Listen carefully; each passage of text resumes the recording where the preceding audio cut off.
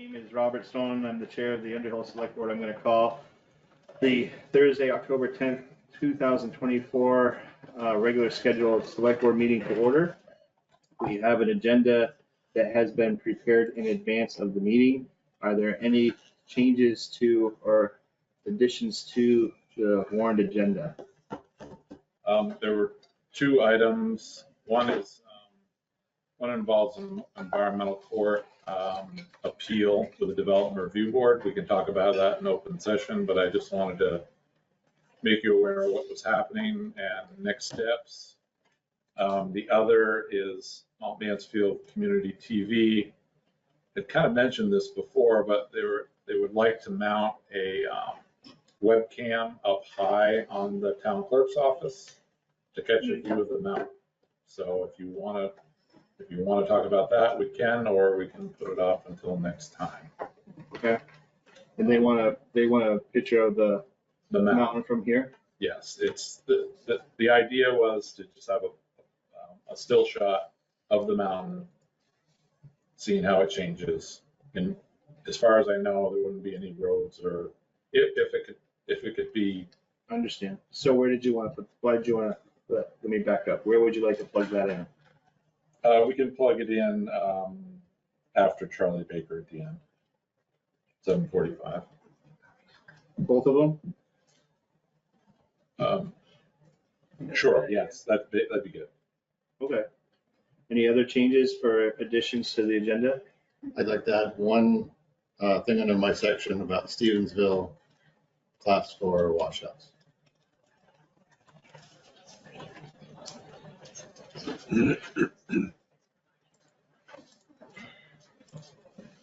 Is there information on that in the packet? There is not. So we're going to do a cursory review of this, something, just to give us an update on something that you've discovered. Correct.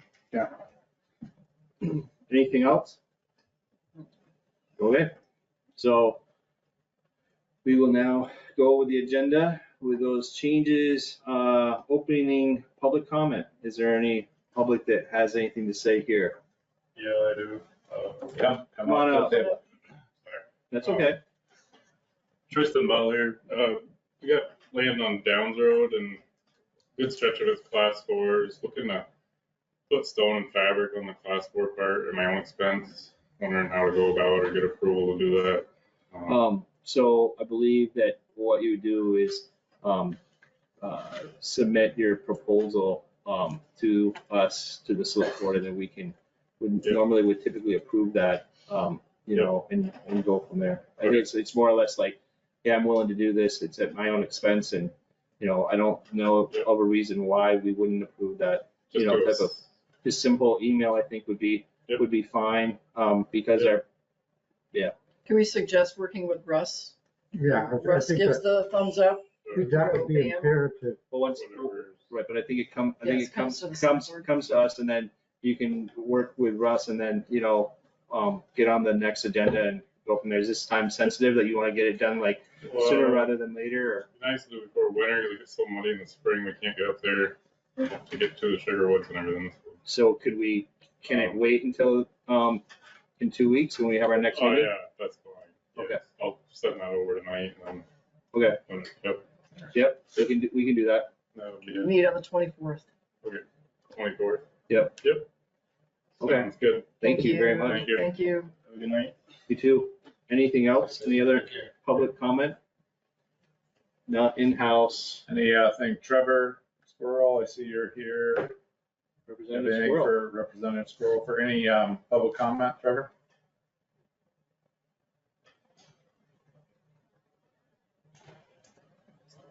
We did change our rules of procedure, so this would be typically your only time to speak regarding an item on the agenda, just to let you know. Okay. All right, so here we go. The next item on the agenda is at the Harvest Crossing final planning grant hearing for the Vermont Community Development Program, grant number 07110-PG-2020-Underhill-19. Wow, that was a lot. Easy for you to say. That's right. I think Dan Mans is here, our friend, and to talk to us about this. Thanks. I'm Dan Mann with my United Church of Underhill hat on tonight. Good to see you. Oh, You should read the warning. Here. got it. It's a hearing, you should read the warning. So if you'd like, I'm happy to read the warning on this. Okay, so the warning for this item is the town of Underhill received a $50,000 planning grant from the state of Vermont under the Vermont Community Development Program. The Underhill Selectboard will hold a public hearing. The hearing will be held in person and remotely at the Underhill Town Hall, 12 Pleasant Valley Road, Underhill, Vermont, 05489 on October 10th, 2024 from 6 to 6:15. The purpose of the hearing is to obtain the views of citizens on community development and to furnish information concerning the range of community development activities that have been undertaken under this program, and to give affected citizens the opportunity to examine a statement of the use of these funds. The Vermont Community Development Program funds received have been used to accomplish the following activities. 1, a HUD environmental review, including a wetlands delineation and an archaeological assessment. 2, engineering design and planning. 3, permitting prerequisites. 4, legal fees. And 5, cost estimates for development. Information on this project may be obtained and viewed during the hours of 8 a.m. to 4 p.m. Monday through Thursday, or 8 a.m. to 12 p.m. Friday at the Underhill Town Hall, located at 12 Pleasant Valley Road, Underhill, Vermont, or at www.underhillvt.gov. Should you require any special accommodations, please contact Brad Holden, Town Administrator, at phone number extension 7 to ensure appropriate accommodations are made. And for the hearing impaired, please call the TTY number of 1-800-253-0191. Thank you. So this is a public hearing to discuss that. Is there anyone here present to discuss that? I'm happy to give you the 1-minute overview and then. I love it. Okay, so if you feel like this is deja vu because we've talked about this before, that is true, because we did one of these public hearings before, but we got an extension on the grant. And because we got an extension on the grant, the timing of when we needed to do this final hearing changed. So we had the public hearing. They told us it was okay to have the public hearing for the end of the grant. And then they reconsidered and said, no, you have to do it again. So we are back here again. The warning, I think, adequately describes the planning activities that the church undertook.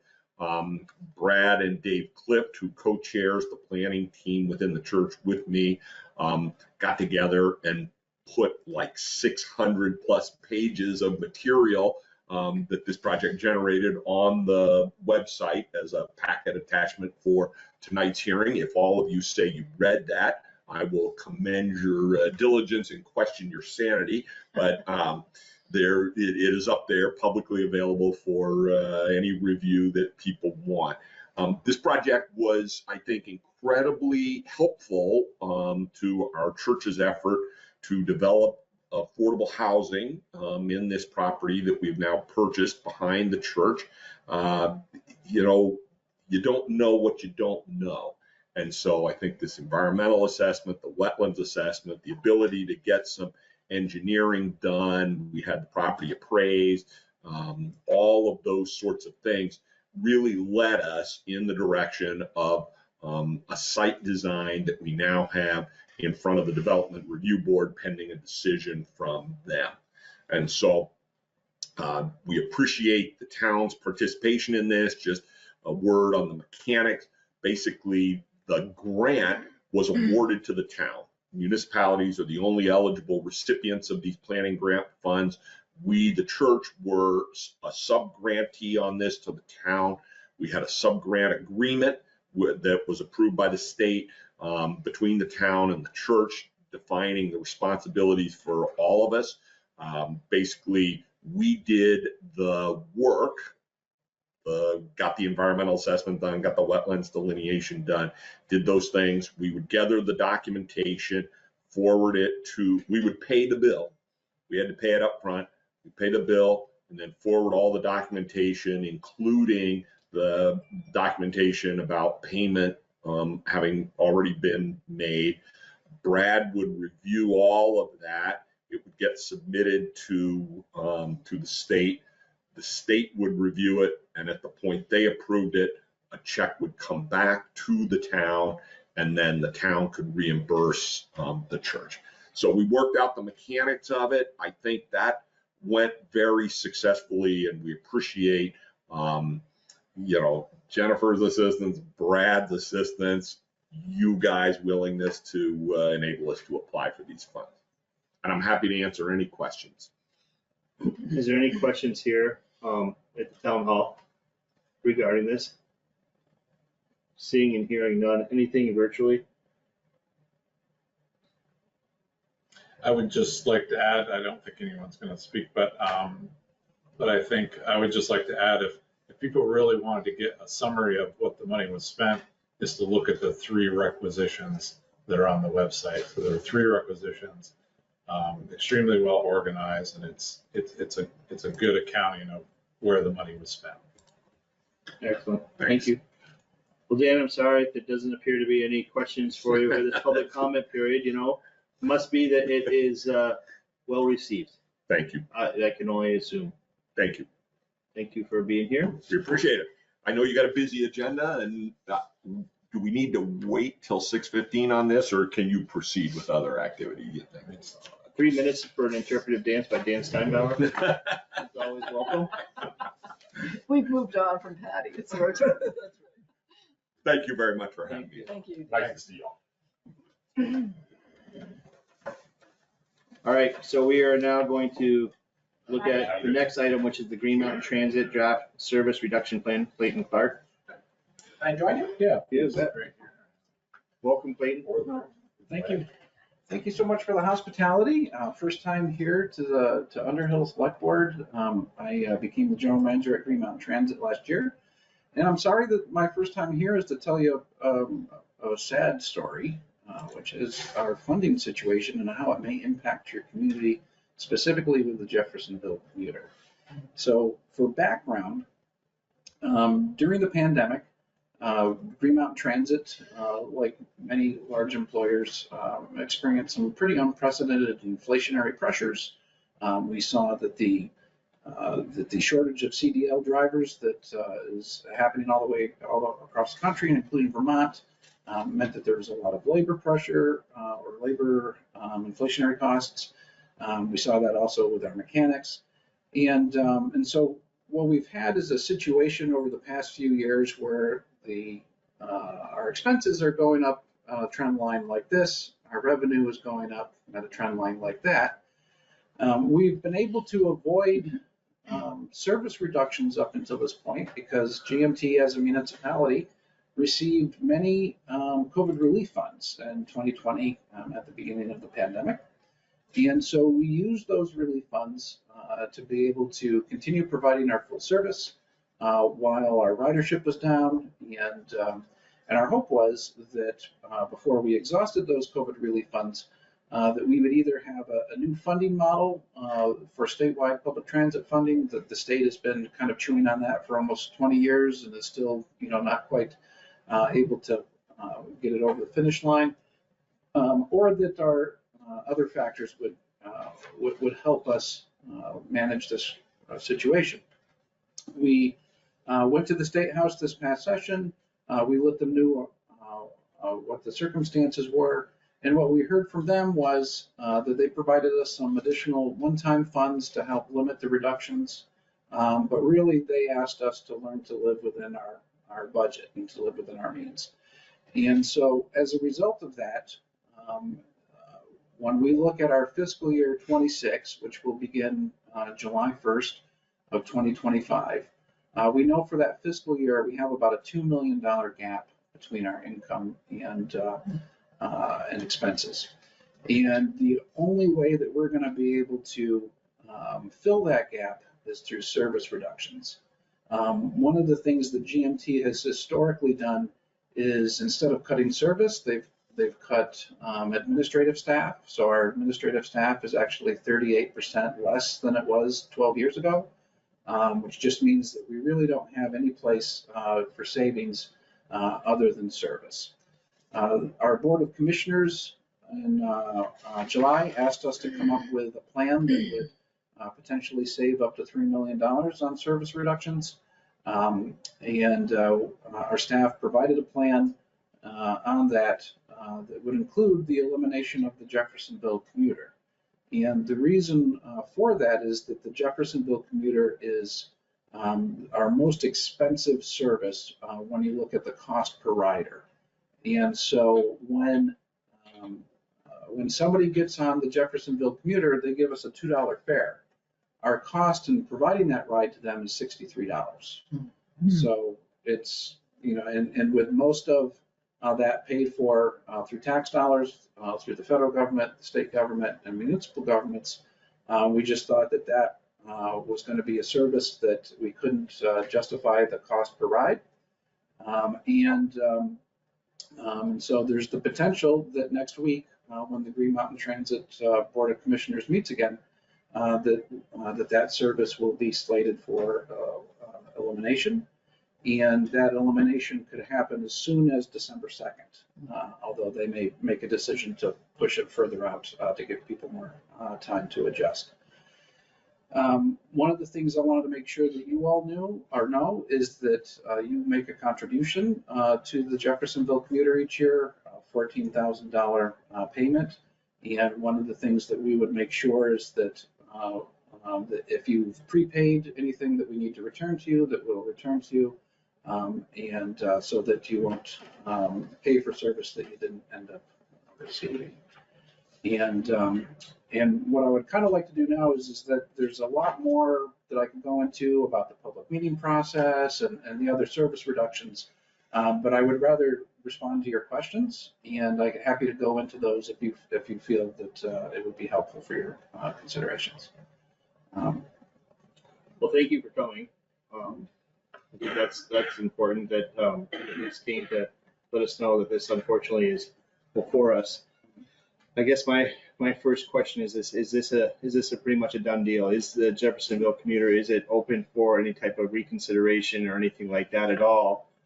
Is there additional funds that could be, if we were to find additional funds and made available to, would there be any sense in saving this, type of valuable service for, our residents?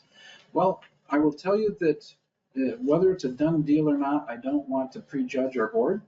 They've surprised me in the past, but my impression is that they are probably going to choose to eliminate it. It's a question to me of whether it would be a total elimination all at once, whether it would be perhaps going down to one route in the morning, one route in the evening for a transition period. So that, I think, is somewhat uncertain. I can tell you that we have received 4 legislators have asked us not to cut the service. And since we'll be returning to the State House asking for funding, we're obviously very interested in legislators' concerns. And so that is something that I will make sure that the board is aware of.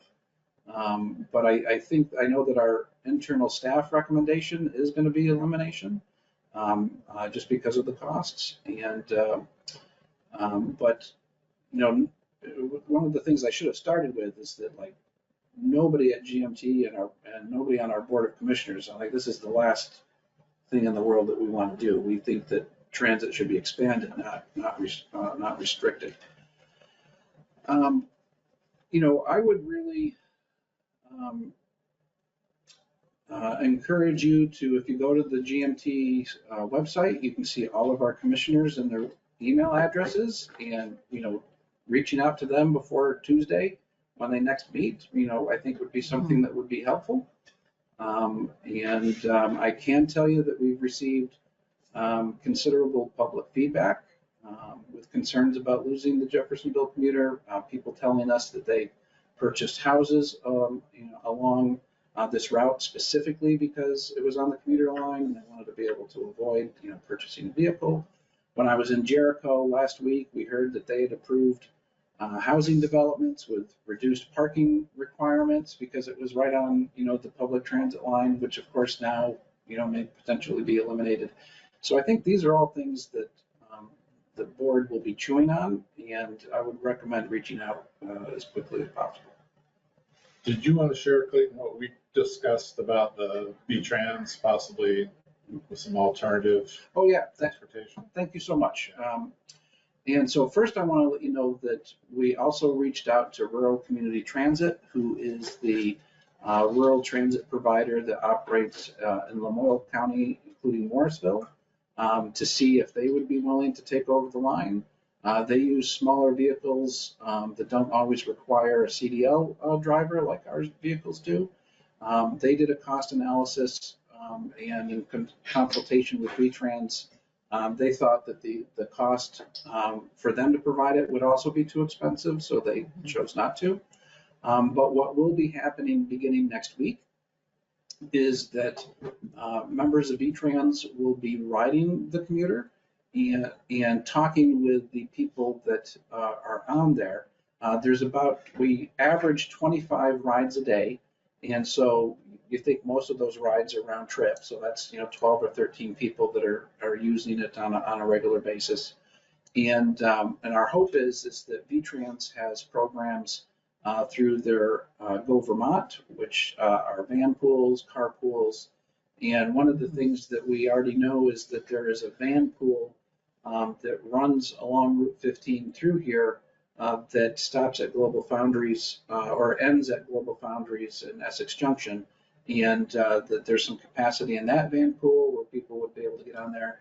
Plus, if there was folks that had similar enough schedules, V-Trans would support them with a new van pool, or if there wasn't enough people for a van pool, then a carpool, which is subsidies for carpooling. And one of the things that's really nice about that program is that they have a guaranteed ride home. And so if you're if you're carpooling and for whatever reason the person that has the car said, "Hey, my kid got injured, and went home," and you're like, "How do I get to get home?" They'll pay for the ride home if you have to take an Uber or a taxi, and they can do that a certain number of times per year. And so in some ways it may be more suitable, public transit, considering the numbers for that. But the thing that really, we've done 9 public hearings on these. They've been very well attended. And the thing that really has become clear to me is that the importance of public transit to the rider doesn't matter how many people are on the bus. If that's the bus that you take to support your life, to get to work, to get to medical, whether there's 50 people on that bus or 1 person on that bus, it's still just as important to you. And there's a lot of people that, those 12 people, their lives are going to be significantly, impacted. And we can't ignore that. As a big advocate for the route when you started it, and a cheerleader, and advocating for, again, when you needed to ask the towns to put it in their budget, I always thought it was very important to do that. Not for the present moment, because I saw, like many complained, oh, there are only 6 cars in the lot, or there's only 4 cars, but planning for the future. Absolutely. And that's the important thing. Riding a loss for a little while to plan for the future. And this is a long time, and I understand that. And when the loss becomes too great, you kind of have to abandon it. Yeah. I'm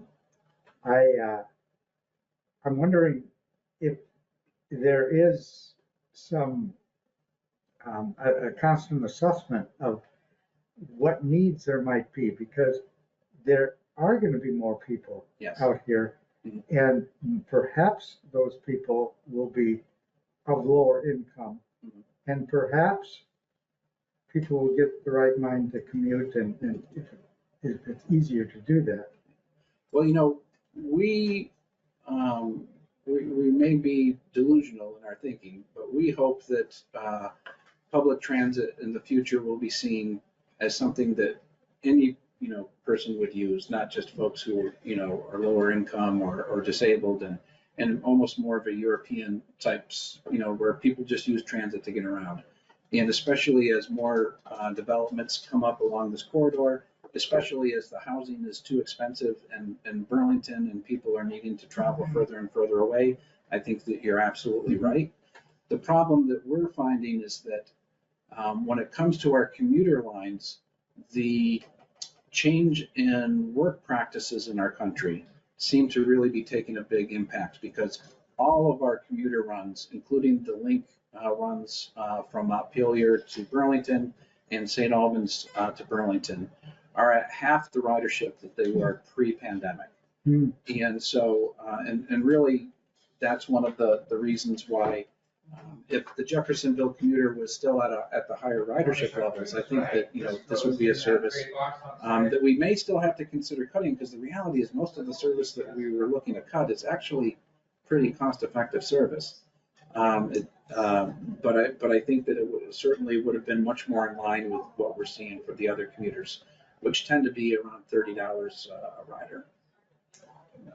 But and it's not clear to me. It seems like work from home is here to stay. But if that were really to change, I think that you would see a lot of people coming back to that service. My wife used to use the Montpelier link every day for many years, not being able to find a seat sometimes. Yes.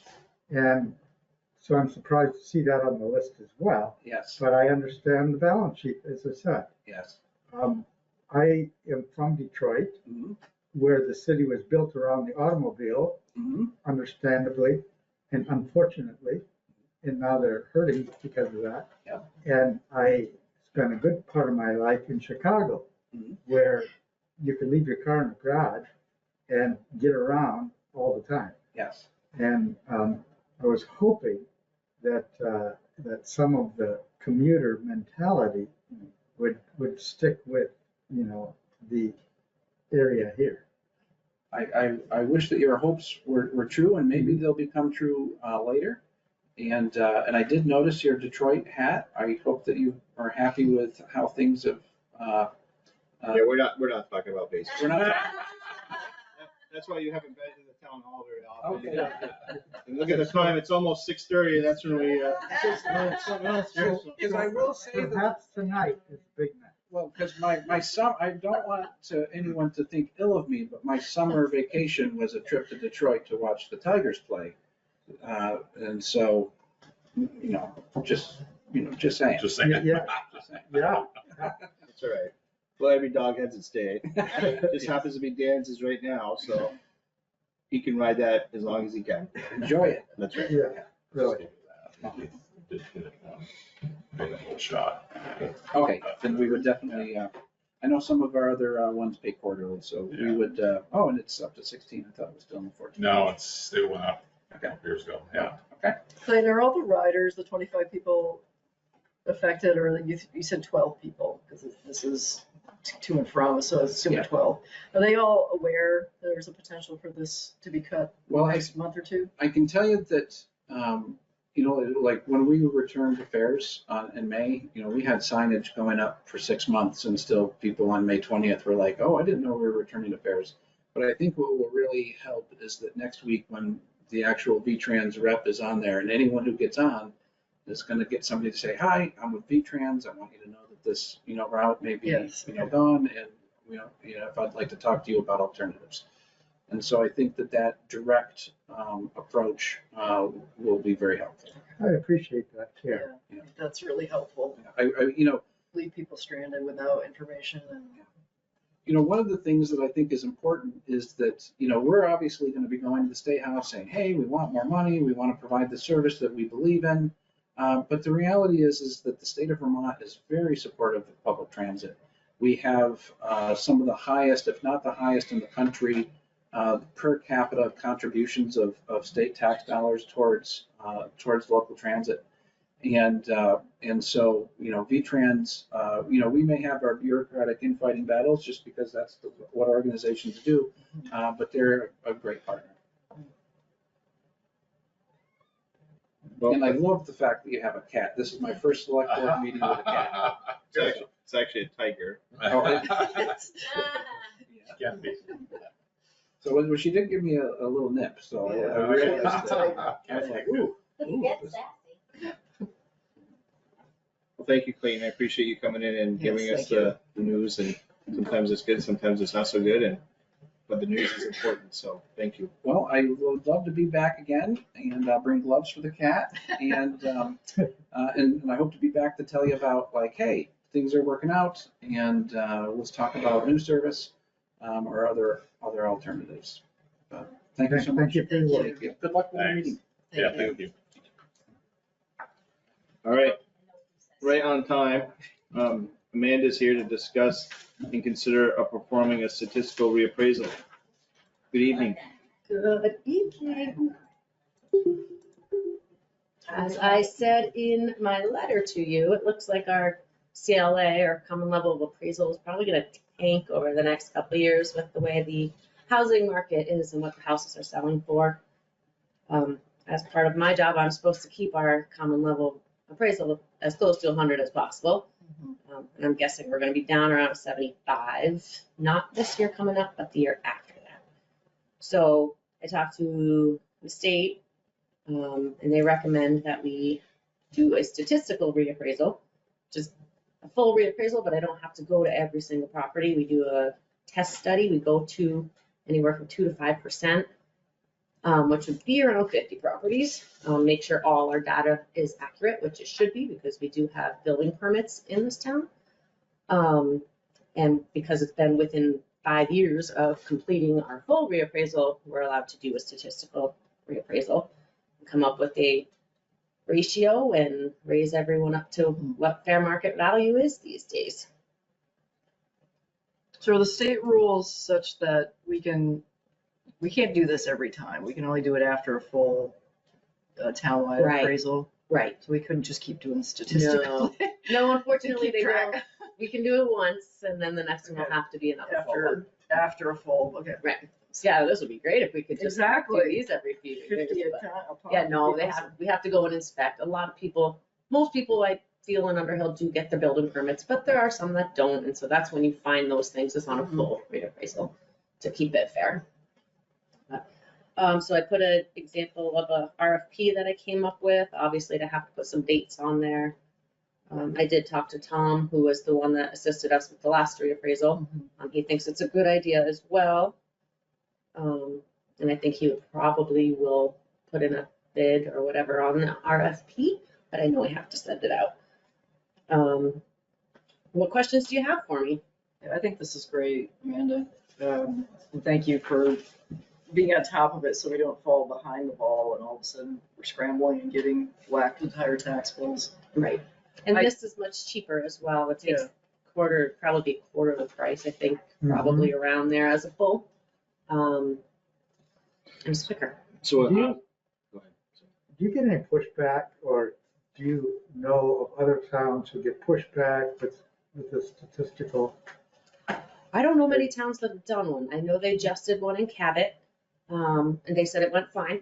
They didn't, and I think if people do follow the market, which I think a lot of people are these days, just because interest rates are so high, and if they're trying to refi stuff, look at the market, houses are selling for crazy amounts. I don't see that coming down. I see it plateauing, like where houses are gonna finally, I think the ones that we have on the market right now are finally not flying off the shelves. There's not been bidding wars on the last few as far as I know. So hopefully it's plateauing and then we'll have a good base to go on to what to raise everybody assessment up to.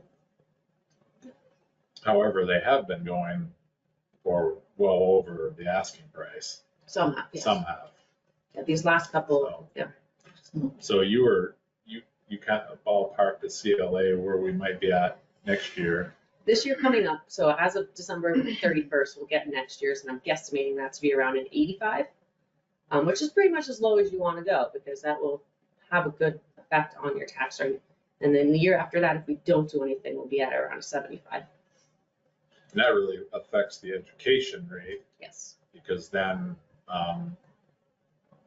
we have to pay more than our fair share. Mhm. It really affects the education rate more than anything else, from what I understand.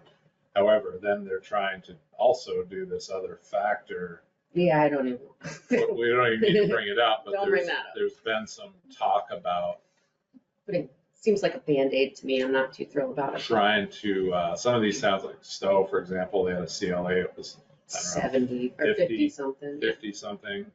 I think they got the reappraisal done, but they're thinking about maybe leveling the playing field, but I wouldn't count on them. I think. Just got to keep, part of our job is to, my job is to keep our CLA as close to 100 as possible within reason. So if we can do a statistical, I would say it's a no-brainer to do it. So I'm looking at Maureen and Dan. I know Dan and Patty have spoken. If you have any questions? Or if you I think the only thing that's coming to my mind is I'm watching prices now on houses, and it seems to be a trend of price drops in houses.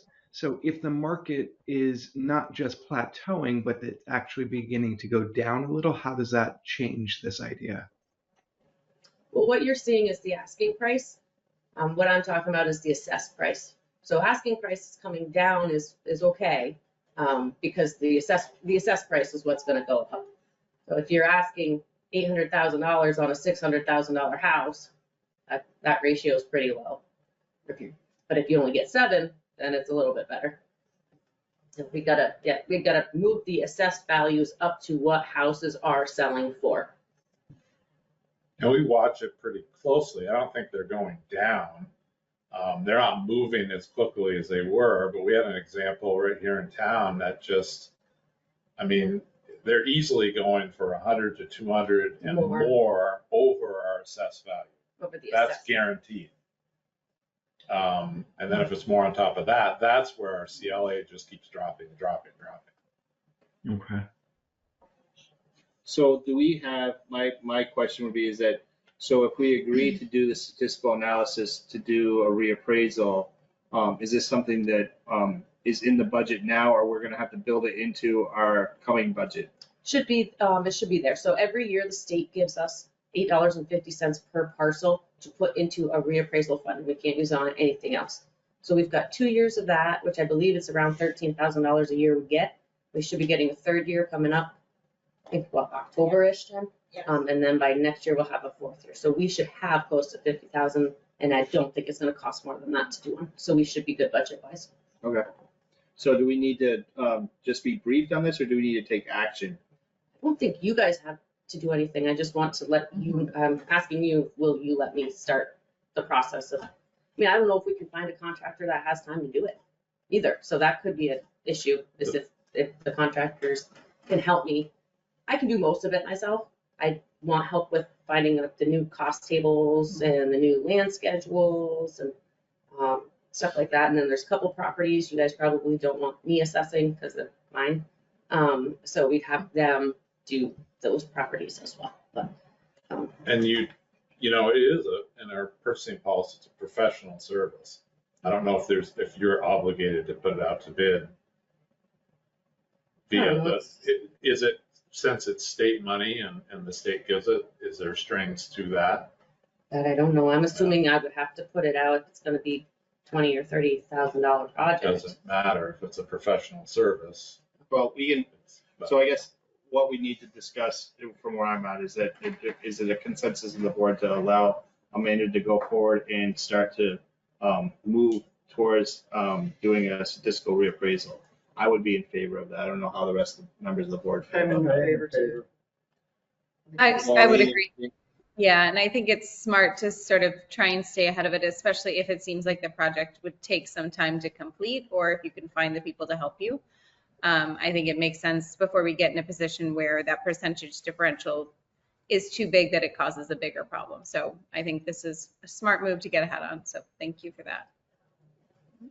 Dan, you're good too? All right, I think you got our marching order, so to speak. Awesome. Thank you. Thank you very much. Sort out the details. So, yeah. Glad you know as much as you do about this. Exactly. Well, Underhill's lucky that you have me. Yeah, we are lucky. Yeah. We are. I will second that. I am certified assessor, and some towns just have brand new listers that couldn't do it themselves. Right, So right. I can do most of it myself. I just need a little bit of Thank help to you. get me going. Thank you. Yep, thank you. And that's not the only. Well, Yeah. we're lucky. My bubbly personality. So we're a little ahead, but the next item is executive session. Are we prepared and ready to go for that? Yeah. We are. Okay.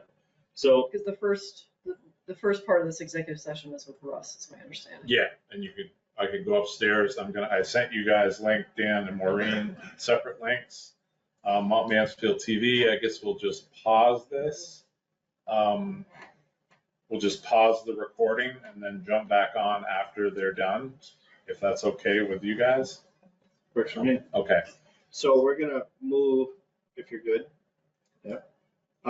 Gonna move to go into executive session per 1 VSA section 313A3, the appointment or employment or evaluation of a public officer or employee. So I'll move that. Is there a second? Second. Seconded by Patty. Any discussion? All those in favor of moving into executive session, please signify by saying aye. Aye. Aye. Aye. Opposed? Motion carries 5-0. We are now in executive session. Please stop. It is 6:41. Please stop the recording. This conference will now be recorded. I'm Bob Stone, Chair of the Underhill Selectboard. Today is still the 10th of October. It is now 7:42. I'm going to move that we come out of executive session. Is there a second? Second. All those in favor of coming out of executive session, please signify by saying aye. Aye. Aye. Aye. Aye. Aye. Motion carries 5-0. The action that was taken in executive session, Patty will go over what we discussed and We have two items that we took action on in executive session. We have authorized a pay increase for a 1-year anniversary employee based on that person's performance and a job well done. And the second action is authorizing temporary administrative help for the DRB and Planning Commission to fill in for planning and zoning assistance that they need. Okay. We'll talk more. All right, so the next item on the agenda is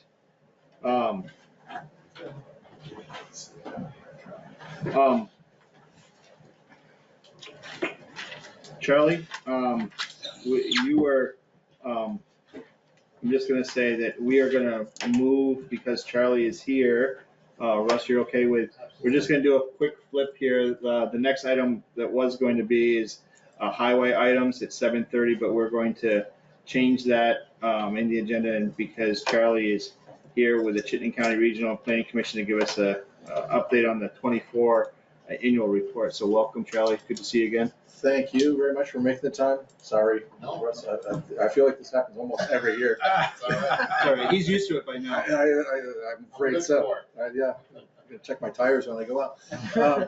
There's also, I got a second item to talk to you about, which is the changes that resulted from the Act 250 legislation this spring. Okay. So that was hopefully attached to the report. They did get the report in the packet, right? Yeah. Great.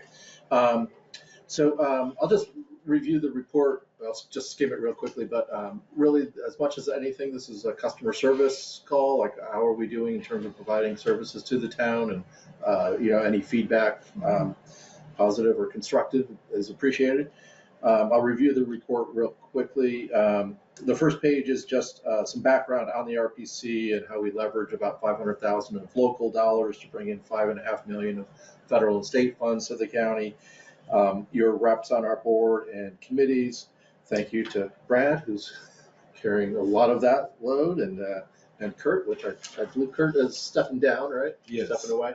Yes. But thank you. They've been active members. Appreciate that. And the second page, we have some specific projects that we worked on with the town last year.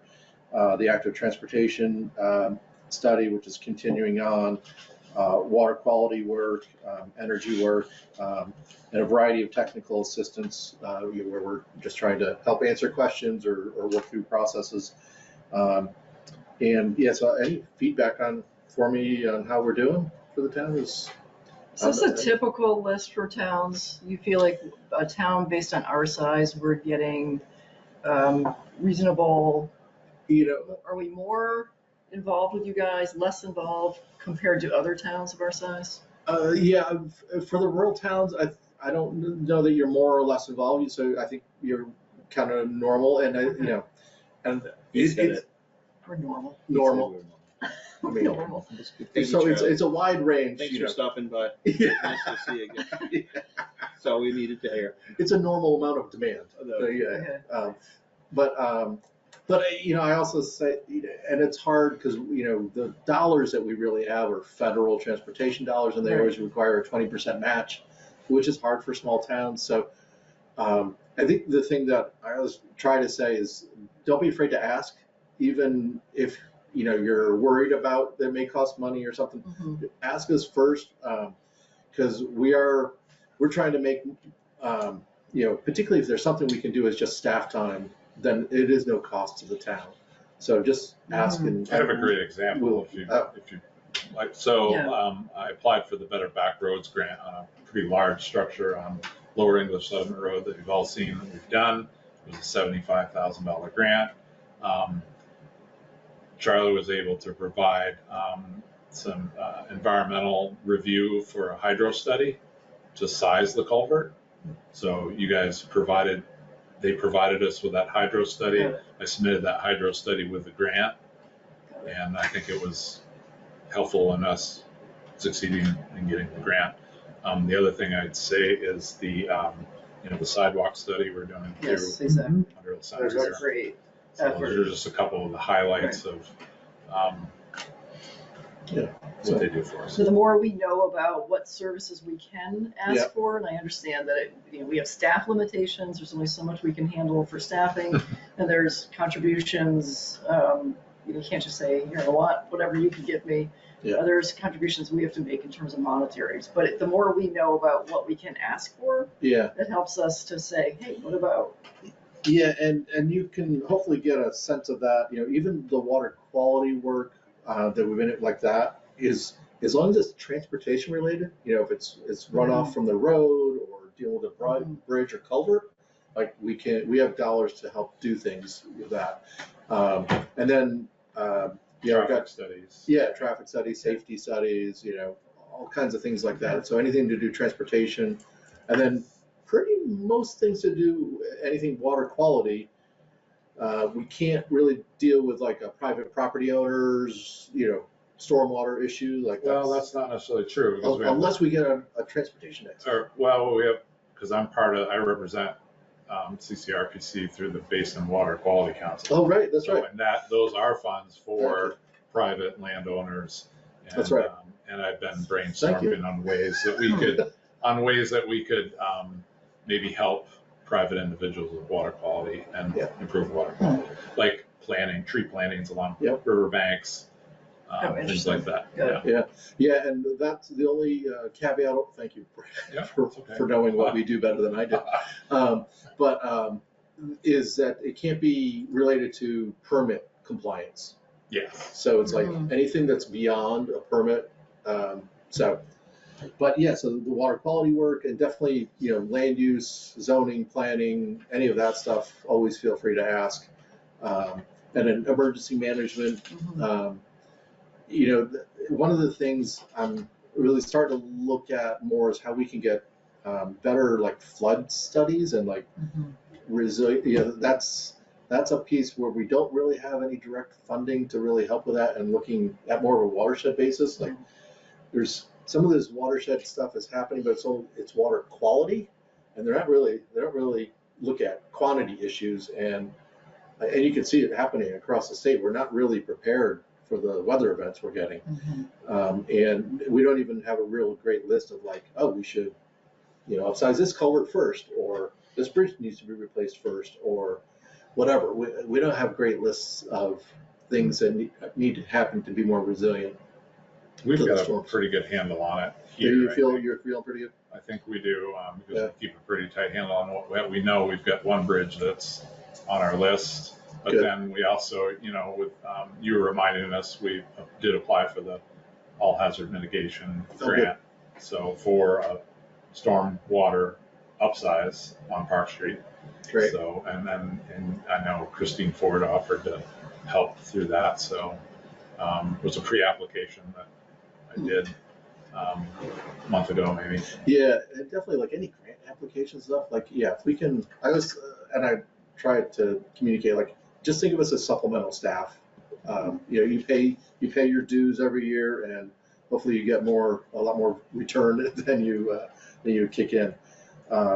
So I don't know if that helps a little bit. It does, thank you. And we're supporting the CUD process at this time, right? I think you're on the Yeah, I'm broadband the board. chair of the Vermont Community. I thought I'd So- seen you somewhere. Yeah, but I was like, so we support the CUD in that way too.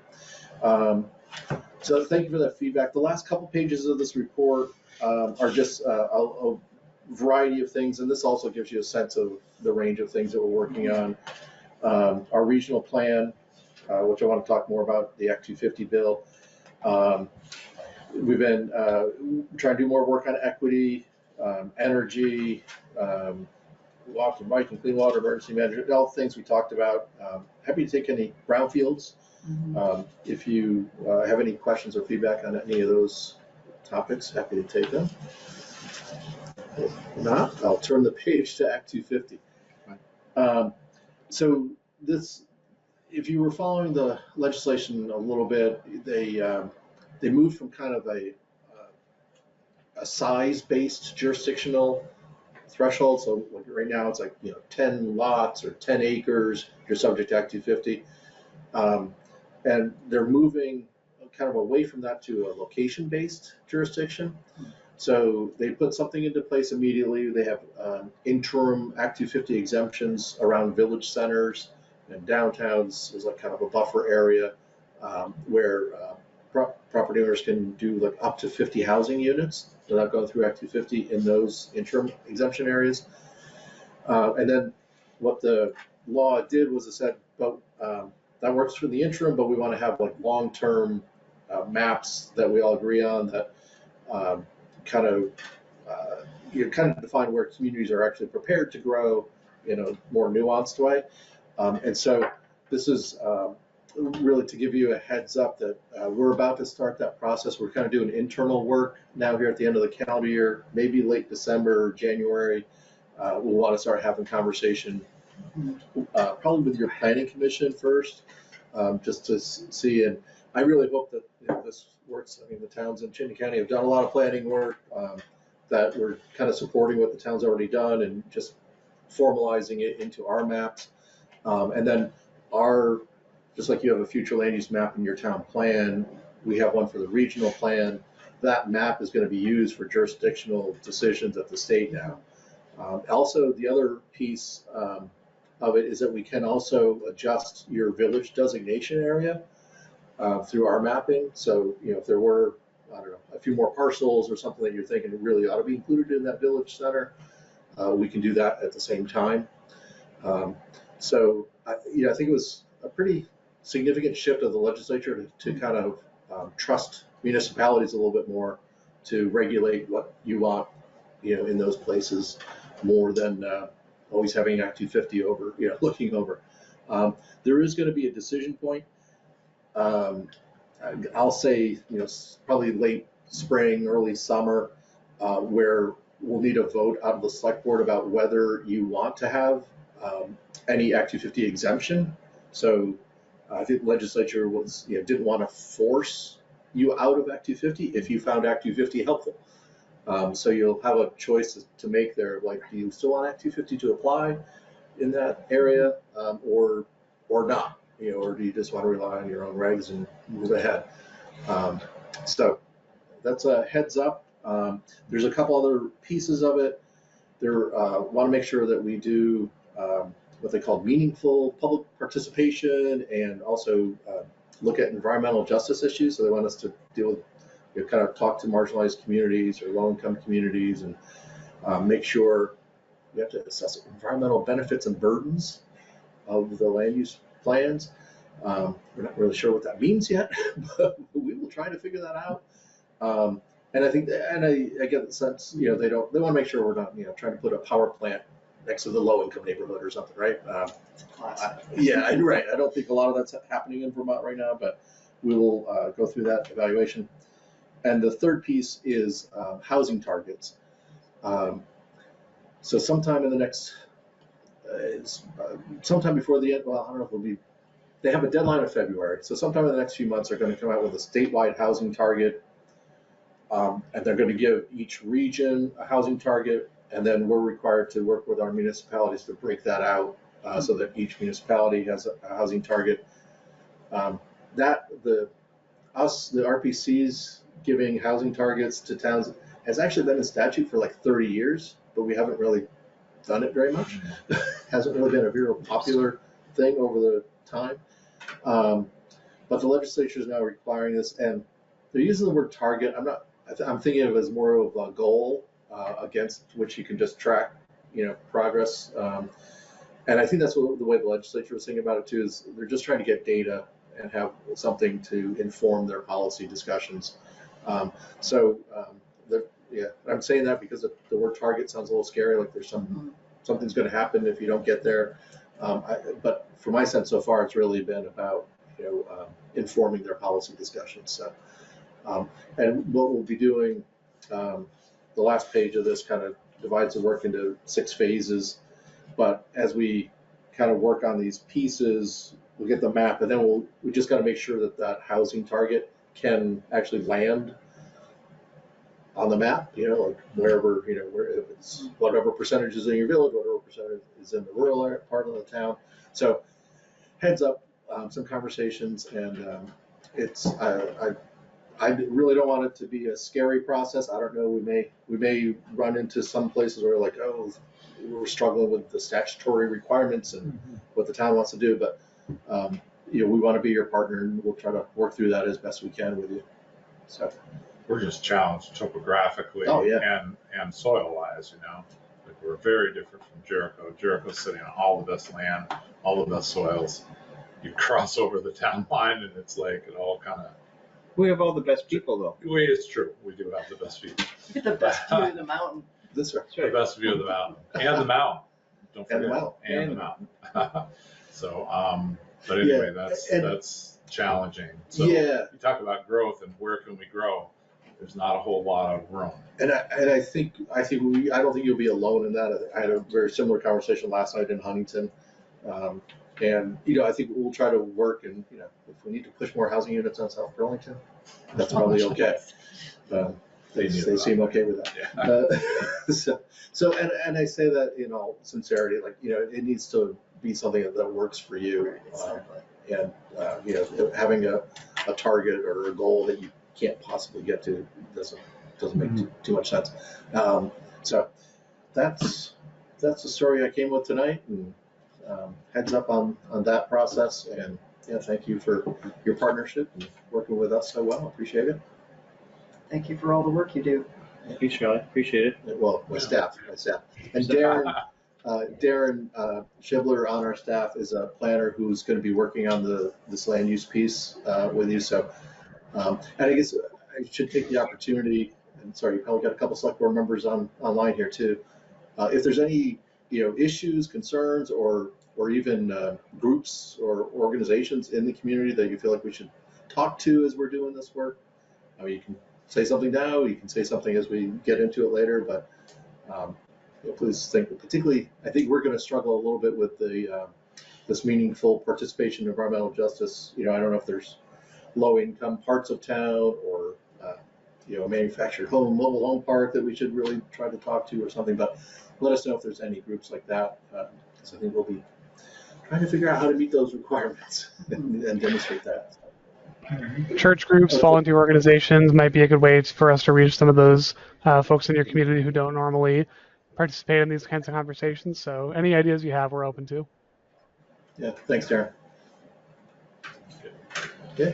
All right. Thank you very much. Thank you, Charlie. Yeah. Thank you. All right. Thank you. Thank you. I know. Sorry. I'm in your way. Thanks for coming. Thanks very much. Take care. Yeah. Thank you very much. Appreciate it. Have a good night. Yeah, thanks. Well, it's 8 o'clock. And that's okay. Russ is here. He's He's got a few highway items that he wants to bring to our attention, so take it away, Russ. Okay, so first thing I'd like to let you folks know is that the highway crew has finished the work on Irish Settlement Road for the ditching, tree cutting, brush cutting, culvert replacements, and so on. We finished that up, and Wickham paved our culvert locations yesterday. Did a fantastic job. And there is a soft date of next Friday to pave, weather permitting, of course. So that's gone very well. Just for the record, thanking the residents of Irish Settlement Road who allowed us to work on their property and make changes. Just without their willingness to work with us, it wouldn't look as good as it does. So I'd like to thank the residents of that section of Irish Settlement and the people that got put out of place for driving through there and having troubles getting through. But anyways, it's went well, and looking forward to the finished product. Second thing is, you probably all noticed I've gotten a few calls or compliments on Casey's Hill parking lot, which is completed earlier this week as well. Yeah, Russ, this is Dan. Yeah, we authorized that, what, 2 years ago? Woohoo! Yeah, it was a long Thank time you. coming. It's before the winter season. Progress may be slow, but the quality is good. I've been watching it expand over the past couple of weeks, and it looks fantastic. I've even seen somebody doing a donut in it, so people are enjoying it. but very good job. So it looks great. Oh, he said he ate a donut. Right. Next time you see that person doing it, get a license plate number, would you? Good. Well, thank you for those compliments. It does mean a lot because we do work hard to make things look nice and good quality. It looks great. Quality work. It's fabulous. And then the other thing I want to talk about is we did have Burlington Communications install test UHF radios in 2 of our trucks and a base station at the town garage. And they let us demo that for a couple weeks to try it in different areas, which we did. It works fantastic. I even went to Bolton to get their hydro seeder one day, and I was at the end of Notch Road, and there was a road closed sign, and I'm like, oh, is it really closed? So Scott was at the shop. I called Scott from Bolton Notch Road back to the shop saying, Scott, do you know if this road's really closed? And clear as a bell. Nice. Smoke. That's awesome. So we went over by Brad's house. We went to Dune Road. We went all through the town, and going to be great. Nice. So I have been working with Steve at Burlington Communications, and we have finalized a list of what we need and would like, and under our budgeted amount, which is good. My only question is we included in this quote is radios for our new truck that we are getting. I didn't know if you wanted to utilize these funds to put radios in the new truck that the chassis is in. It's down at Allegiance. It's not completed yet. But would we want to utilize these funds to put radios in that truck? If we have enough, which we have enough money out of that amount. I think that there's no doubt that there is going to be a radio in that truck. Where the money comes from, as far as does the money come from what the voters approved, for the truck and the necessary equipment, and I feel a radio is a necessary equipment, no different than a warning light or, a snow plow or anything like that. So whether it comes from this that we budgeted and approved, or it comes from the truck where we got the loan from, I'm okay either way. I don't know if anyone else has like a strong opinion, but I would be perfectly okay with taking the money from this, especially if we're coming, under budget, to just make it happen. I feel it's a necessary piece of equipment. It's either going to come from what we approved for the radios, which was to get all the equipment for the town highway done, or it's going to come from what the voters approved for the bond for the truck, the loan, for the truck. So it's just like either way, we're getting a radio. It's just a matter of where do you want it to come from. Do you need an immediate answer? Because the truck is over at Allegiance right now. I don't need an immediate answer. The truck is there. It's expected to go in to have the plow gear installed at the end of this month. So that they're predicting an end of year completion, which I talked to Dan. If we go this route, and they'll install the radios in the truck prior to it going down to Viking to have the equipment installed. So I thought we had the money with those two radios in this quote. We're about a little over $1,000 under budget. So if we could take those two radios out and we'd be less than that, and we could put it in with the loan. It made sense to me. Well, you'd hate to go. You don't know what your box and how the whole package is going to be, right? Yet for the truck. Do you know what your entire package is going to come out to be? Because the voters not to exceed. Right. So I guess I don't understand if. I'd rather do it all because we have the money in this. There was extra wiggle room in what we approved for that radio, in case there was a fluctuation in pricing and stuff like that. So I'm okay with it coming out of this. We've already Personally. authorized the radios, right? Yeah, I don't really care. No, I think it makes sense then I agree since we have the leftover money in the budget, that it seems reasonable to utilize it to make sure all of the town equipment has the, necessary radio stuff. And I think going forward, it should just be a standard thing, goes in with a truck. Yeah. No, and I think it will. It's just a matter of this is kind of new for us. Right. Are we? I guess Dan, are you good? Yeah. So yeah, I said I agree before. With these UHF radios, we are then going to start abandoning using the VHF radios, or are you going to keep those as well? I think our original thought is to utilize our normal radios as normal. If we cannot reach on the normal radio, then we utilize the repeater radio. That's fine. So with the new truck, you are going to have a VHF radio in that, and is that VHF, because there's UHF and VHF. So the new truck that's coming, it's at Allegiance right now. There's a VHF radio that's going to be going into that. That's part of that. It's in this. In that. Yes. Okay, I'm good. Yeah.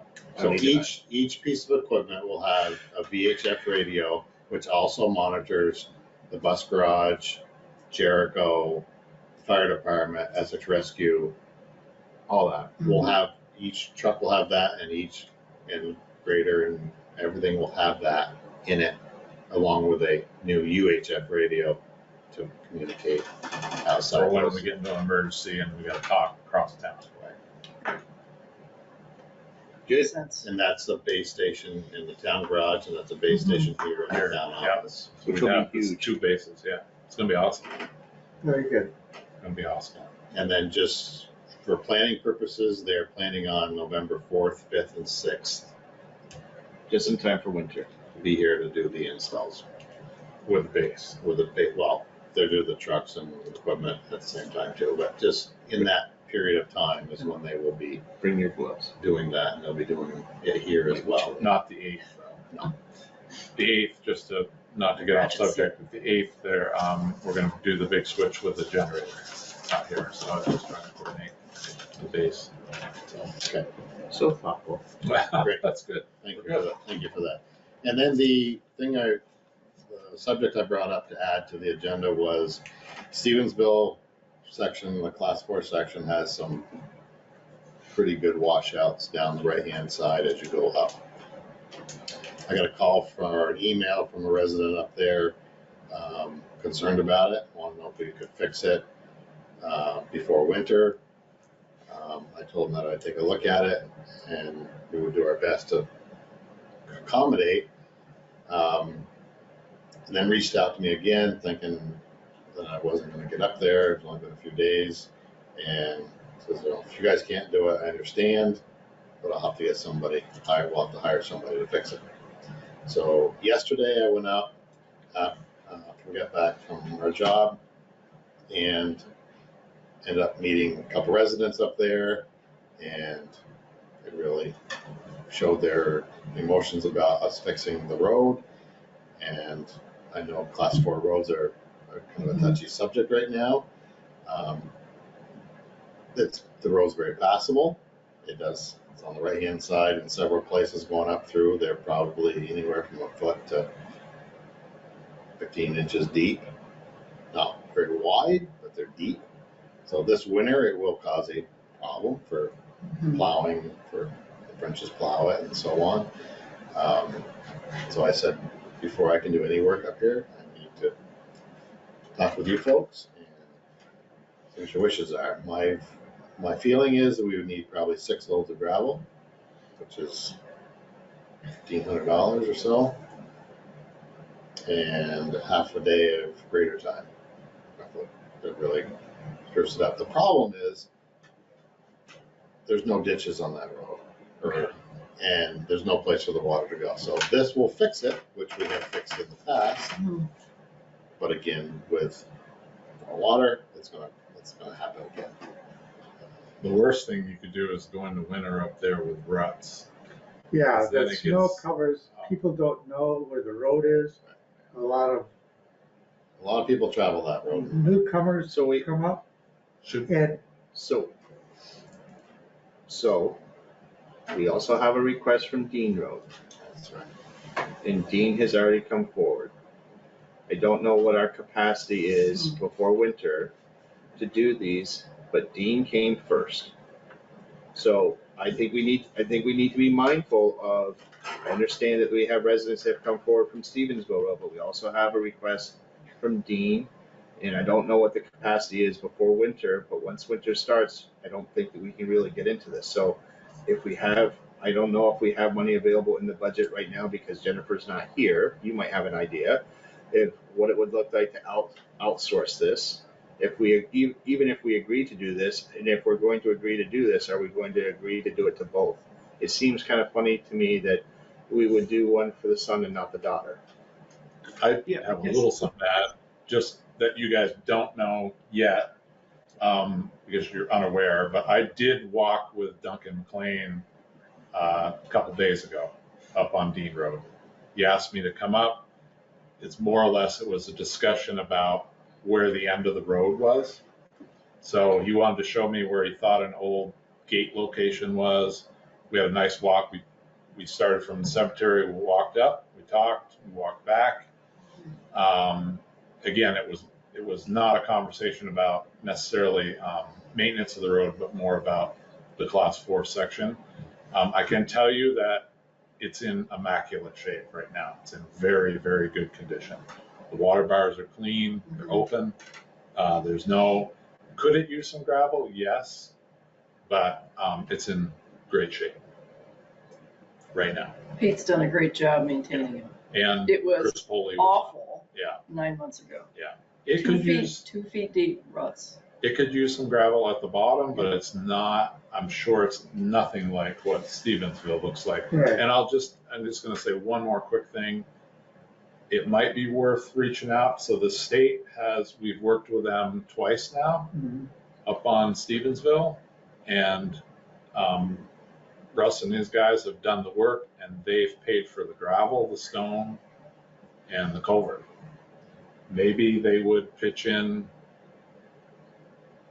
the money for the gravel. Doesn't hurt to ask, especially if they've already opened the door for another location and they've done it in the past, and why wouldn't they do it again? And especially, Yeah, that was going to be my question, especially, given that how many people come through it with the intent of just going to the state park, that I think the state would probably, hopefully, be willing to contribute to that. I think we need to be mindful of, I understand that we have residents that have come forward from Stevensville Road, but we also have a request from Dean. And I don't know what the capacity is before winter to do these, but I think we need to be mindful of, It's a new thing. This was a big step this year, I think, in cooperation. I'm more than happy to reach out, and Russ, you get to know that Jay. Yeah. Well, yeah, I think that would be a good thing. The state needs to know that prevention from people going into the ditch or the ruts. Because it's going to be the people that don't live up there. The people that live up there know where those ruts are. Yeah. Just from talking to them. So like, we know we got to stay on this side of the road. But all these cars, when we were talking, that are coming back down from hiking, they're like, they're not going to serve. They're going to go ski or whatever they're going to do up there. So are you telling me that there's no action that we need to take on Dean Road right now, other than possibly adding? So there's nothing that needs to be done before winter? I don't. I mean, it could use some gravel, but I'd be really hesitant of putting gravel in there and not having enough. There's not enough traffic on that road to pack it. It may be. Stevensville, you're going to get it packed in a day, with the traffic. It may be that spring would be the better time to pay attention to Dean Road. I agree. When it's dry, super dry. It's not traversed as much in the wintertime, except by skis and snowshoes. So is it the consensus of this board to reach out for Russ and Brad to work jointly and reach out to the state to see if they'd be willing to help assist with the bill? And if so, wonderful. And if not, to authorize Russ to either use road crew or farm this out and get this done before winter time? Is that what I'm hearing? Is yes. Yeah. Regardless of whether or not we will ask to see if the state will help and assist, but if the answer is no, then we're going to take this on, or have Russ pay to have an outside firm come in and use it as outside. So I think we can get it done. It's like I said, it's a half a day project. I think we can squeeze it in and get it fixed up. So it's the consensus that we're going to ask the state or Forest and Parks, and if they will, great, and if they don't, then we're going to do it anyway. I think so. I agree. Just given the traffic on that road, we have to do something. Right. And if you don't, then all we're going to hear all winter long is people getting stuff. Yeah, If it's as bad as you say, It's bad. It's bad. I believe you. We'll It'll be just- a It'll be a nightmare. nightmare. We're Exactly. just going to give Patty's phone number. It's okay. Excellent. Comes with the dogs. That's right. Hook 'em to 'em up. That's right. Hook 'em back to their bumper and tow 'em up. Yeah. So- I'm good with that. Okay. Thank you, Russ. I'll Thanks, also try the other guy we connected on Mountain Road and Jay. Is it also the consensus of the board that this spring on Dean Road, we clean out the water, whatever they're called? Water bars. The water bars, we clean those out to help with the erosion on that road, to help eliminate the erosion, Whether we do it or we or outsource it. outsource it. The thought was outsourcing it due to a smaller equipment. But I'd like us to commit to doing that so that Well, I think, Dean Road folks know we're gonna do something on that I road. think I'd like to go up and look at it. Sounds good. That's fair. I think we should. That's what I we had agreed to do at the Yeah. last meeting. A field trip might be a good idea. Yep, we can all go up there and take a look at it, but if there's some time, then, I'm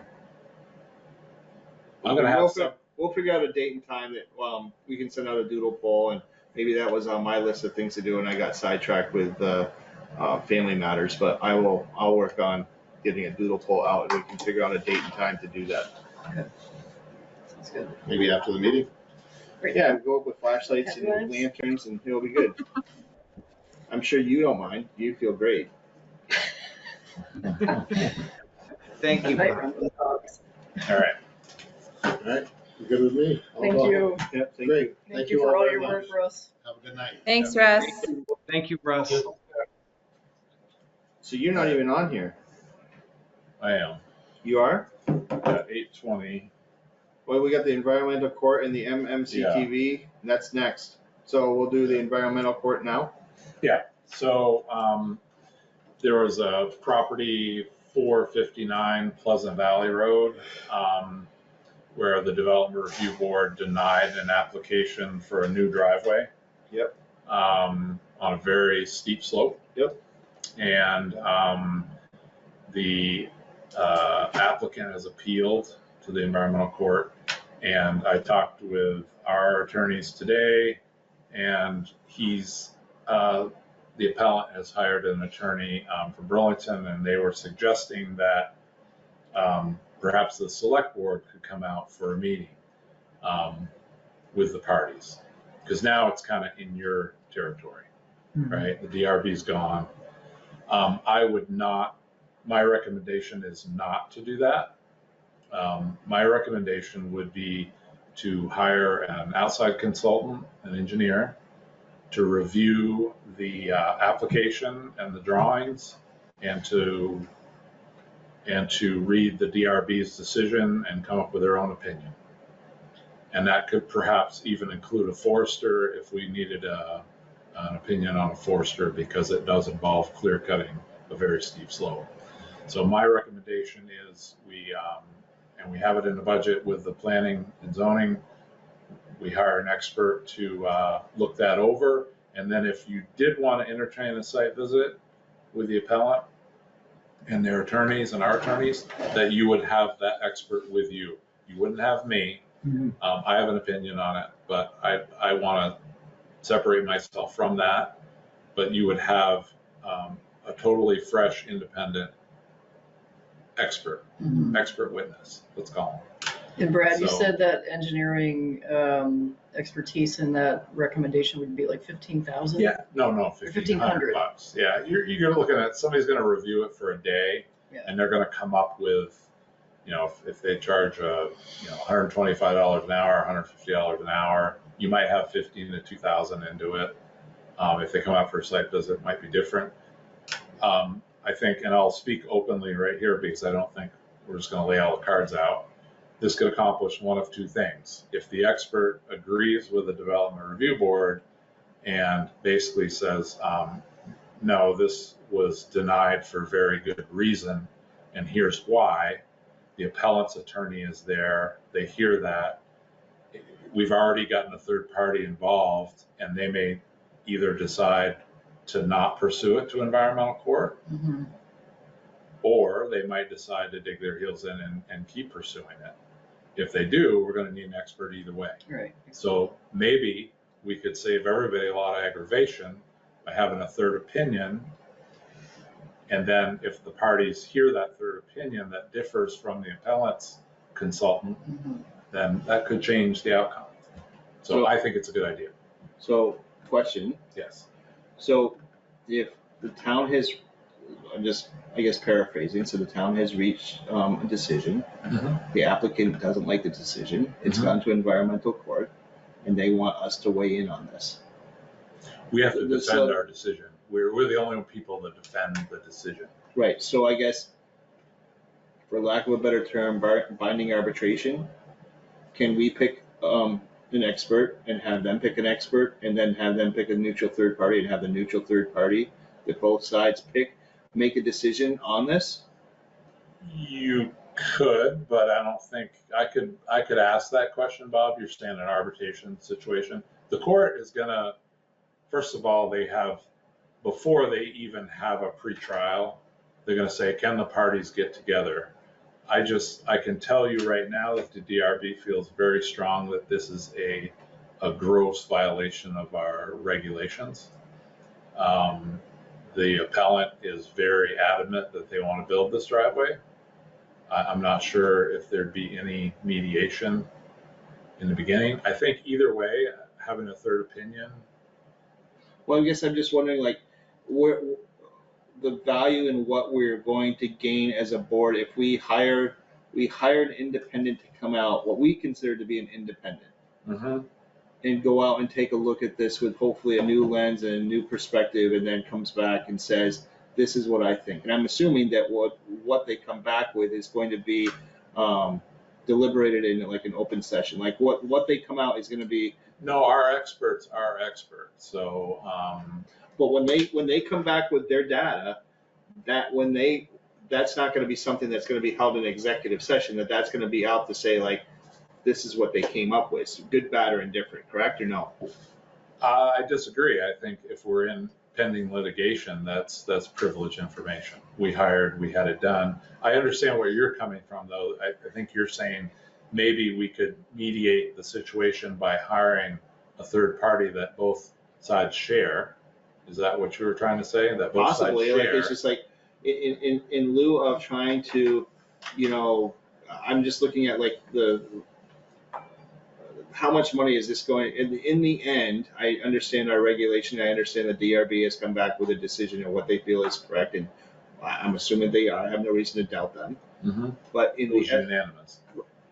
okay. Just to let- no, just to let you know. Right, so just like, so should we continue to fight this and say, But we're not We're not Or- or- fighting or- fighting anything it, yet. we're supporting our. supporting our decision? Yeah. Or should we try to find some middle ground? I don't, We need to find out more data, and the consultant will help us do that. yeah, Because I personally do not feel competent in that area to go out there and agree or disagree with the DRB. I think there needs to be a scientific approach to it, and the engineer. Okay. I mean, this was the strategy Joe and I talked about before he left for court. Okay, Um, so I guess, cut to the chase, is it the consensus of the board to hire a third party to help us determine that? I think the question is, so let me back up for just a second though, before you get into a decision. So the appellant's attorney had reached out and was asking so that you could do one of two things, asking if the select board wanted to meet to see if there's some common ground. I can safely tell you that and I'm not speaking for the DRB, but I think based on their decision, there is no middle ground. It's do you build it or do you not build it? If you want it, you could skip the expert and say, well, we're going to stand by the DRB's decision and what they did. Well, what I hate to see you do is get out into a situation where you're on your own and the appellant has their consultant there and you get one side of the story. all right, That's what I'm saying. this information, and I apologize because I've been at the hospital for the last 2 weeks. I know. Is this information in the packet? No, and we don't have to. My only question was, would you entertain a site visit with the appellant? So I need more I information. would Okay, not. sounds good. Yeah, I would not personally, because I don't know the rules, and me going out there, I'm like, Dan, like, I don't know what you're. So we don't have to come up with an So answer. that would tonight. be the answer. Right. We were just asking for that. But we don't have to come up with an answer tonight. We can talk about this and perhaps it's getting to the point now where we should be in an executive situation, but I'm just laying out on the table what the appellant's attorney was Yeah, asking. I think we should table this until our next meeting. Totally fine with that. But we haven't put anything on the table to table. It's okay. I know We it. need more information. Yeah. Right. Is the Okay. question. Yeah. If we got asked today, I would not want to go. I would be very uncomfortable going out to visit it because I'm not the DRB. Right. And, Yeah, and based on our previous discussion, I'm not going to go. So I think, you'd be Yeah, on your I own. think we let the other two chime in from afar, but I think we're safe to say that we're going to move on, but. Okay. Yeah, I would want more information, but agree that I would not be interested in saying yes to a site visit at this time, but would want more information about the situation and what next steps should be. Yeah, fully agree. All right, so the next thing, we're good with that. We're moving on to the MMCTV hosting the webcam. Yeah, so Angeliki had brought this up to, I think, last year when she came for her budget discussion.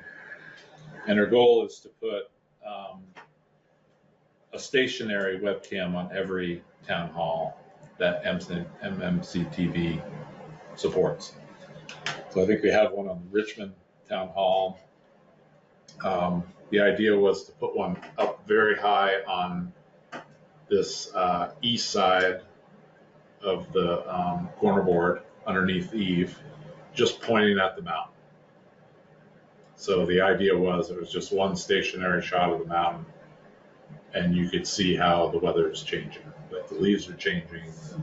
So conceptually, I'm okay with the concept. I'm just more concerned about the aesthetics of what that's going to look like. I know. I would like to see a rendition of what they're proposing and what that's going to look like on the outside of our building. Yeah. And have us, Agreed. you know. And maybe it actually goes kind of behind it so that you can't see it and still faces you. It's about 6. I've seen the camera. It's about 6 inches in diameter, and it's just a bubble. It's like a snow globe. Looks like a snow globe that you turn upside down. Okay, well then I'm more than happy pictures or whatever. We'll bring it back. We'll bring it back. And for the full group's discussion on this, my concern with the camera on the building would be, as long as it's only being pointed at the mountain and you don't see any neighbors, it's not staring down at the blue building next door, and it doesn't have a picture of anybody on the road. The privacy issues are important to me. And people get out of all the cameras in Chittenden County, they come out this way to get away If it from all becomes a that. traffic camera, that's not good. I don't want traffic. I don't want people being seen pulling in. But I already know when you leave your house. You do pulling into the hall. But Patty, you're right. It just brings out, oh my God, now we got cameras on town hall. Yeah, I agree. As long as it's pointing up and not at individuals driving by or anything. What you want.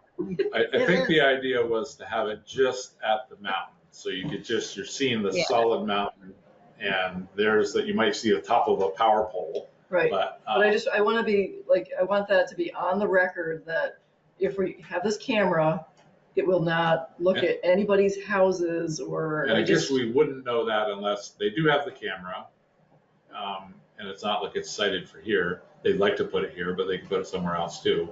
So perhaps maybe we should just do a test and see if that's achievable, right? Yeah.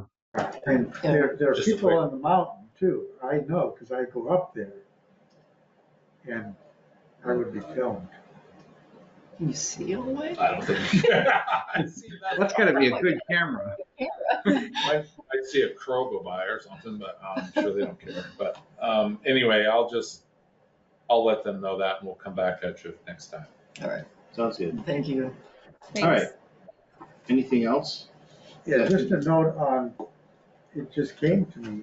I was driving on 15 past the beaver pond, you know? And there was a very large white bird with a very white head perched on one of the trees. So just so you know, we have an eagle in our town. Really? The bald eagle. I'm certain it is. Oh, that's awesome. It was startling. That's cool. It wasn't flying, it was just sitting there. Resident And I was seems driving, out there. so I didn't get a long look, but it was That's noticeable. cool. Nice to have nesting parents. That's for the public record. Pictures. Well, how ironic that we were at closing public comment period and the agenda, and there's no one here, and it doesn't look like there's anybody in the virtual world, so we can move right on to review and approve AP warrants and minutes from the September 26th regular scheduled meeting. So I move that we accept the meeting minutes for that meeting. Is there a second? Second. Any discussion? Ready for the question? All those in favor of approving the September 26, 2024 meeting minutes as presented, please signify by saying aye. Aye. Aye. Opposed? Motion carries 5-0.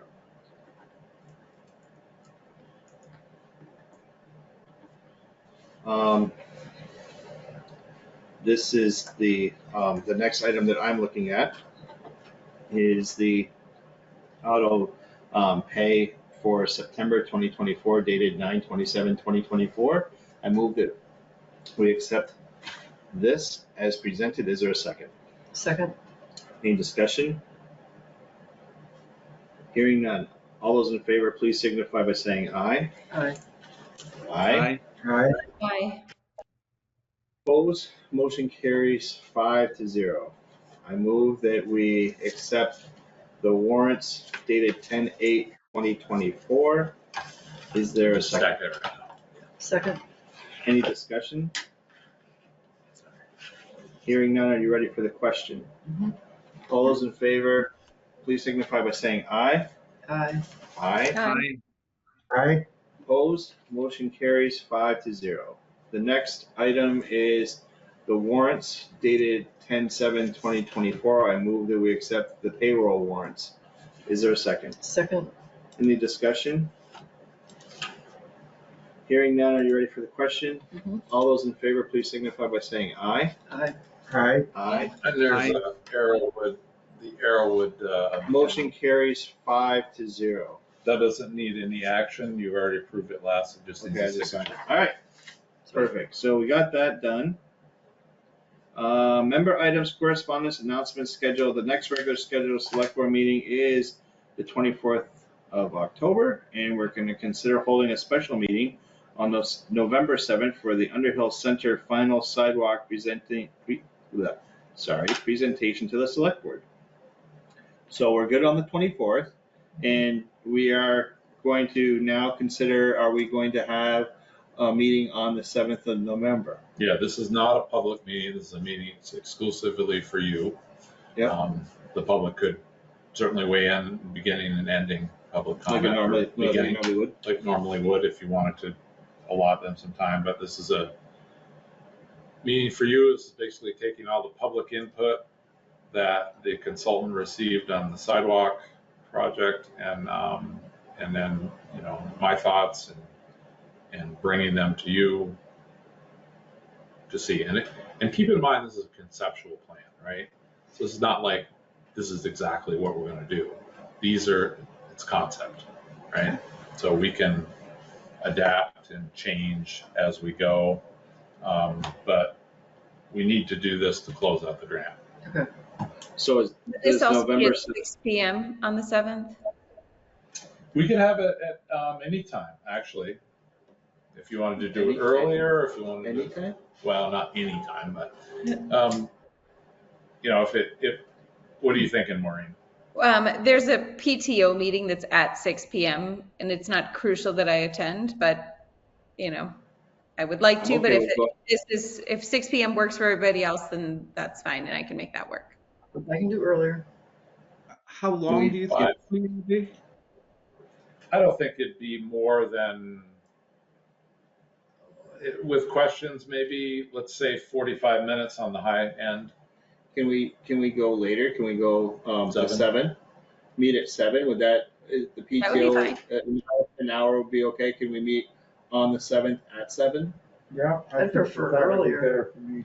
It's gonna be a late. It's always about. It's a late night. It is late. I'll buy you It's a a cup late of coffee. Can Yeah. folks? I'm usually in bed by now. Really? I'm just late now. Yeah, Well, it's I only can- gonna I be can- 45 minutes. I can totally make it, but if there Call was in. any way, I can totally come. Does anybody do it earlier? Can you do it Yeah. earlier? No. I could do it. Might be Five. better for the consultant too, because she comes from like the Ludlow area, I think. But Really? 2.5 hours. We can just keep it at 6. It's not that big of a deal. I just made an appointment in town for my vehicle, and I don't want to change that. And I may be back real early, but I may not. In the essence of, But 6 o'clock would work well. I can make 7. I'm just whining because I want to get my way. what's the kids got? 6 o'clock or 7? so I've got conflicting board members that one wants, and normally, in my household, I would say that declares a thumb war and then you guys can, fight it all out, but, it's a little difficult when one's not here. So I think, 7 o'clock on the 7th. We can do 7. And then I will bring something delicious beverage for you to try to keep your spirits high. The other question I just had really quick was that is the next select board meeting in October the one that was going to be at the town garage? No, that's going to be later in November to Okay. accommodate. I think Dan's going to be out of town maybe. Right. I won't be in town for the 24th. Yeah. Got it. Okay. I have the 14th we're looking at November, just Okay. tentative. I guess. Yeah. Thank So you. Maureen, if somehow the consultant cannot make 7 p.m., Are you okay with 6? Yes. Is that okay? Yep, that's okay. Yeah. They can virtually chime in. Are they? No, they really- she's coming here physically to do the presentation for Oh, you. my She Lord. lives She's 2 hours driving up. south of here. She's driving up. I'm just trying to be a little bit considerate. Yeah, if she's driving 2 hours, I will be available whenever she's available. But she might say 7's fine. She might decide to stay with friends or something. I don't know. Okay. Or maybe she'll want earlier. We're gonna aim for 7, and the fallback plan will be 6. How about that? That sounds like a plan. But please find out early Yeah. so that Maureen can, Yeah. make plans. I'll let you one way know or the other. tomorrow. I think the rest of us are gonna be okay. It's Maureen that is the one that's gonna have the deficit. If we've had to be earlier, Yeah, right? Well, I'm not trying to make you, I'm not trying to be negative or anything like that, but you have other things that you would like to participate in. Yes. Okay. If I got it. All right, Thank you. that's important. It is totally important. Okay. I don't have anything as far as announcements or correspondence. Anybody else have anything? You're not? Okay, we don't need an executive session. I think we've exhausted that. So looks like the last thing is to adjourn, and I will send out a doodle poll regarding site visit for Dean Road and find out what that day or time would look like. Okay. So I move that we adjourn. Second. All those, it's not debatable. All those in favor of adjournment, please signify by saying aye. Aye. Aye. Those opposed? Motion carries 5-0. It is now 8:42. Please stop the recording. Thank you, everybody. Nice. Thanks.